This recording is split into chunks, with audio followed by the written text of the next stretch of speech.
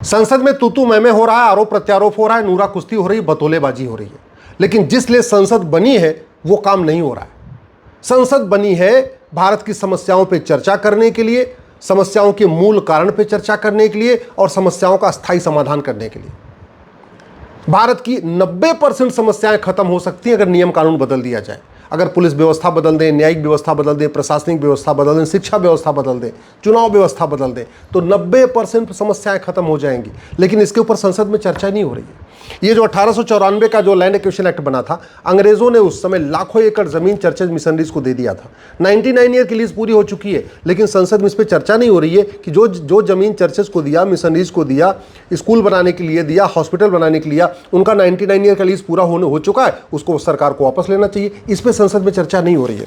ये forest act इतना घटिया है, इसके कारण जंगलों पर कब्जा होता जा रहा है। माफिया भी कब्जा कर रहे हैं, घुसपैठिए भी कब्जा कर रहे हैं।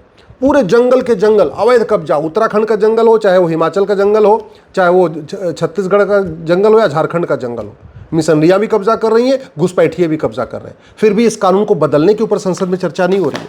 ये फॉरेनर एक्ट इतना महाघटिया, इतना सड़ा हुआ, 5 करोड़ से ज़्यादा घुसपैठिए आके बैठ गए। घुसपैठियों के लोग मददगार भारत में बैठे हुए। आज तक हमने ऐसा कानून नहीं बनाया कि जो घुसपैठ करेगा और जो घुसपैठियों की मदद करेगा उसको हम उठा के फांसी दे देंगे, आजीवन कारावास दे देंगे। ऐसे हमने कानून बनाए नहीं। घुसपैठिए आधार बनवा रहे हैं, सारे डॉक्यूमेंट बनवाते जा रहे हैं, लेकिन हमने उसको गंभीर अपराध घोषित ही नहीं किया। ये पुलिस एक्ट इतना घटिया, इतना सड़ा हुआ है। एक सरकार आती है, आतंकवादियों का मुकदमा वापस लेती है, दूसरी सरकार आती है, कुछ और करती है। अरे पुलिस किसके लिए बनी है? पुलिस समाज के लिए बनी है, राष्ट्र के लिए बनी है।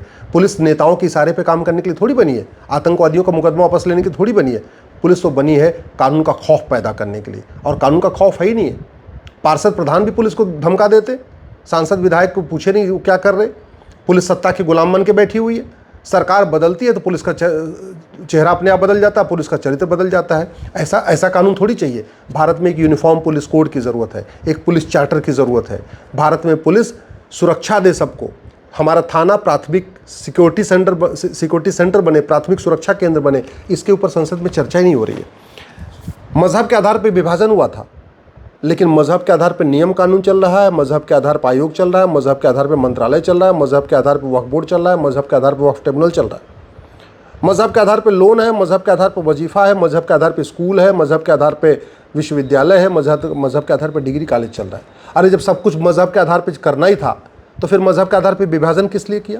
और जब मजहब के आधार पर विभाजन कर दिया और बाद में संविधान में सेकुलर शब्द भी जोड़ दिया, फिर ये मजहब के आधार पर नियम कानून, आयोग, मंत्रालय, बोर्ड, ट्रिब्यूनल किस लिए चल रहा है? दुर्भाग्यवश इस विषय के ऊपर संसद में चर्चा नहीं हो रही है। हाँ, तू मैं हो रहा है, शेरो शायरी हो रही है, आरोप प्रत्यारोप हो रहा है, बतौलेबाजी हो रही है।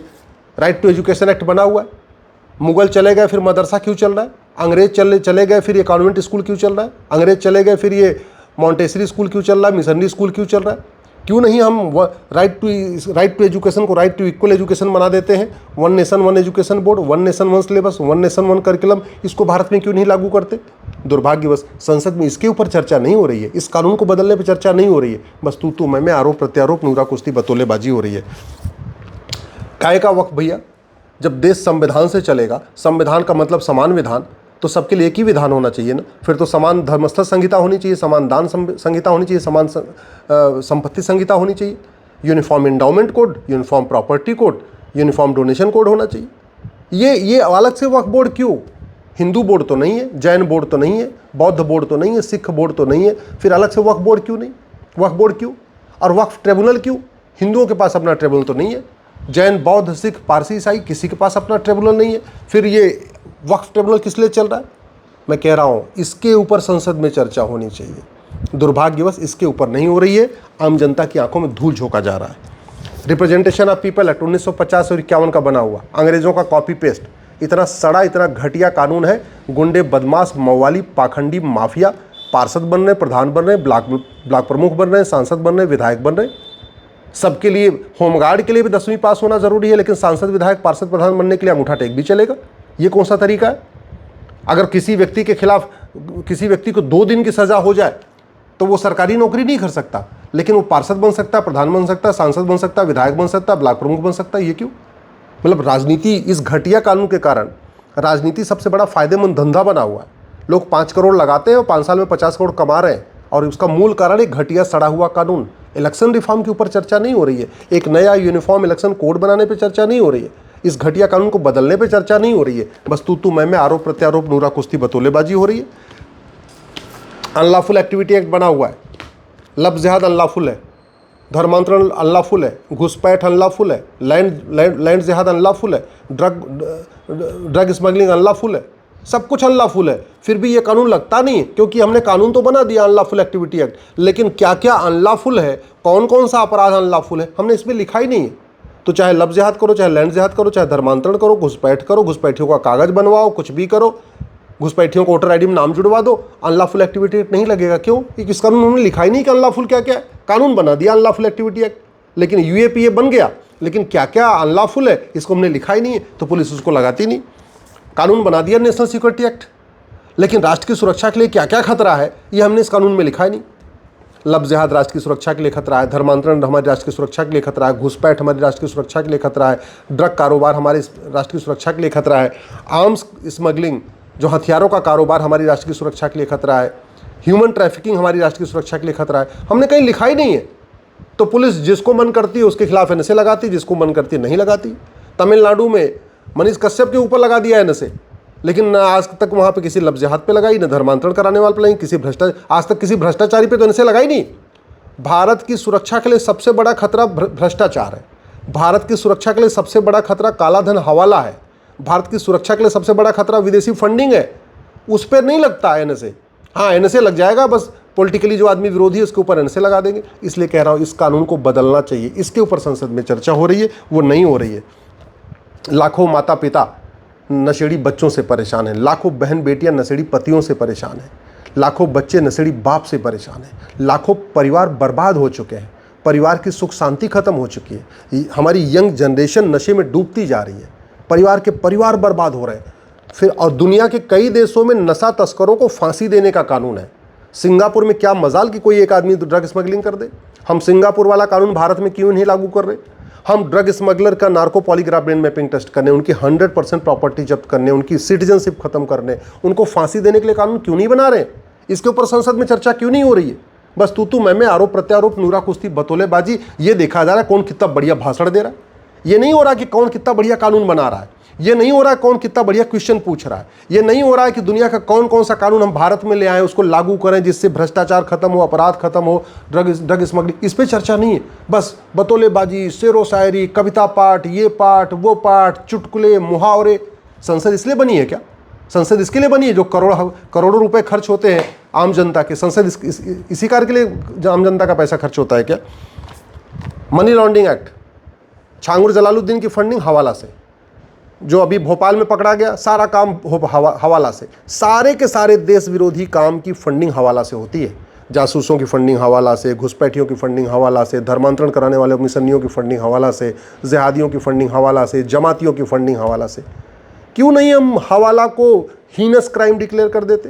क्यों नहीं संसद में एक प्रस्ताव पास करके इस कानून को ख़त्म करके एक नया कानून बना देते हैं कि भैया हवाला कारोबार देशद्रोह है, गद्दारी है, जघन्य अपराध है, जो पकड़ा जाएगा उसको हम सीधे 6 महीने के अंदर फांसी दे देंगे। देखिए भारत सुरक्षित हो जाएगा, क्योंकि भारत के लिए जो खतरे हैं उनकी जो भारत की देश विरोधी गतिविधियाँ, उनकी फंडिंग हवाला के जरिए होती है। फिर भी इस कानून बनाने पर चर्चा नहीं हो रही। कानून बन गया ब्लैक मनी एक्ट, लेकिन हमने कभी तुलना करके नहीं देखा कि हमारा वाला ब्लैक मनी एक्ट कैसा है, सिंगापुर वाला कैसा है, जापान वाला कैसा है, जर्मनी वाला कैसा है, अमेरिका वाला कैसा है। कभी हम अपने कानून की तुलना उनसे नहीं करेंगे। अपने हाईवे की तुलना अमेरिका से करेंगे, अपने एक्सप्रेसवे की तुलना अमेरिका से करेंगे, अपने एयरपोर्ट की तुलना उनसे करेंगे, अपने कानून की तुलना नहीं करेंगे। बेनामी लेन देन इतना चल रहा है, प्रॉपर्टी को आधार से लिंक कर दिया जाए, बेनामी लेन देन रुक जाएगा। बेनामी लेन देन रुकेगा, देश सुरक्षित होगा। अभी पाखंडी मवाली माफिया बेनामी पर लेन देन कर रहे हैं, और बेनामी लेन देन करके वो सांसद विधायक बन रहे हैं, पार्टियों का टिकट खरीद रहे हैं, पार्षद बन रहे हैं, प्रधान बन रहे हैं, ब्लॉक प्रमुख बन रहे हैं और मंत्री तक बन जा रहे हैं। क्यों नहीं हम इस घटिया कानून को बदलते? क्यों नहीं प्रॉपर्टी को आधार से लिंक करने पे चर्चा करते? FCRA कानून देख लीजिए, 2010 में बनाया था भारत को बर्बाद करने के लिए। जितनी फंडिंग होती है विदेशी फंडिंग, चाहे अमेरिका की फंडिंग आ रही है अमेरिका के एजेंडे को आगे बढ़ाने के लिए, दुबई से फंडिंग आ रही है दुबई के एजेंडे को बढ़ाने के लिए। भाई स्वाभाविक सी बात है, जो देश भारत में फंडिंग करेगा एनजीओज को, उन एनजीओज के माध्यम से अपना एजेंडा आगे बढ़ाएगा ना। क्यों नहीं इस FCRA को खत्म कर देते? नहीं चाहिए हमें विदेशी फंडिंग भैया। पहले हमें नहीं मिलती थी फंडिंग तो क्या हम जीते नहीं थे क्या? क्यों इन एनजीओज को विदेशी फंडिंग हो रही है, क्यों इस एफसीआरए कानून को जिंदा कर रहे हैं? कांग्रेस की निंदा करने से देश सुरक्षित नहीं होगा, गांधी परिवार की निंदा करने से देश सुरक्षित नहीं होगा। भारत सुरक्षित होगा कांग्रेस के द्वारा बनाए गए 100% कानूनों को खत्म करने से। एक भी कांग्रेसी कानून छूटा तो भारत सुरक्षित नहीं रहेगा। मैं कई बार कह चुका हूं, कांग्रेस की निंदा करने से ज्यादा जरूरी है कांग्रेस के द्वारा बनाए गए सभी कानूनों को खत्म कर देना। बिना कानून के रह लेंगे सही है, लेकिन कांग्रेस का कानून नहीं चाहिए। इसके ऊपर संसद में चर्चा होनी चाहिए। प्रिवेंशन ऑफ करप्शन एक्ट कानून बना हुआ है, थाना भ्रष्टाचार का अड्डा बना हुआ, तहसील भ्रष्टाचार का अड्डा बना हुआ, नगर निगम भ्रष्टाचार का अड्डा बना हुआ। ऐसा कौन सा डिपार्टमेंट है जहां पे भ्रष्टाचार नहीं हो रहा है? फिर भी हम इस प्रिवेंशन ऑफ करप्शन को नहीं बदल रहे। दुनिया के कई देशों में भ्रष्टाचारियों को फांसी दी जाती है। हम इस घटिया कानून को क्यों ढो रहे हैं? हम क्यों नहीं वो वाला कानून ले आते जहां पे भ्रष्टाचारियों को फांसी होगी, उनकी नागरिकता खत्म होगी, उनकी 100% प्रॉपर्टी जब्त होगी। सिटीजनशिप एक्ट 1955 बना था, इतना घटिया इतना सड़ा हुआ कानून है। करोड़ों घुसपैठियों ने नागरिकता ले लिया, वोटर आईडी में नाम जुड़वा लिया, लेकिन आज तक किसी की नागरिकता खत्म नहीं हुई। ना आतंकवादी की, न जिहादी की, न जमाती की, न माओवादी की, न नक्सली की, किसी की नागरिकता खत्म नहीं हुई। इसके ऊपर संसद में चर्चा नहीं हो रही है।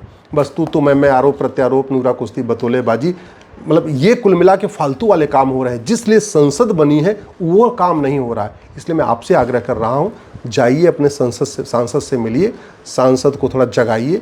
2-4 बार सांसद को झकझोरेंगे, उनकी नींद टूटेगी, उनकी ज़बान खुलना शुरू होगी। अगर उनको सुनाई नहीं पड़ रहा तो सुनाई पड़ना शुरू हो जाएगा और वो भी संसद में बोलना शुरू करेंगे। नहीं तो जितनी ये चल रहा है ना ड्रामा, पाखंड, तू मैं, बतौलेबाजी, इससे भारत का भला नहीं हो रहा है। भारत लगातार बर्बादी की तरफ जा रहा है।